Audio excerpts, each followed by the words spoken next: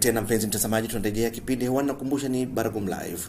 Tungali tunaongea na ndugu yetu, rafiki yetu, mwanetu. Kuna wazazi wao wanatazama pia, ambao wanakuwa na wazazi wako bila shaka, lakini hawapigi simu. Ni wengi sana. Usiamini kwamba tuna zaidi ya watu milioni 7 wanatazama kipindi cha asubuhi ya leo. Na hao wote ni kwa sababu tu wamekuwa hapa, lakini pia ni jadi yao kutazama Baragom Live. Sasa wamekuza maswali ya kutosha, nadhani unaweza kuyajibu kama kwa ujumla ama kwa moja baada ya nyingine kadri utavoguswa, ili uweze namna gani kuongea nao, kwa sababu wanahitaji kukusikia ukijibu hayo maswali. Karibu. Sasa nadhani swali la Bwana Ramadhani Mbuzi amegusia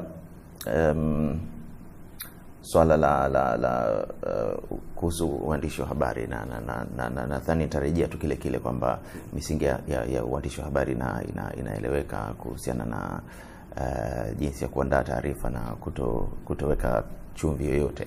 Kwa hiyo nadhani waandishi wa habari wanafahamu hilo, na amegusia swala la kusema kwamba kuna vyombo vya habari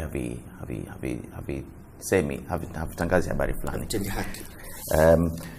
Kitu ambacho naweza kusema ni kwamba miaka imebadilika sana sasa hivi, na teknolojia imeleta mapinduzi makubwa sana kwenye vyombo vya habari.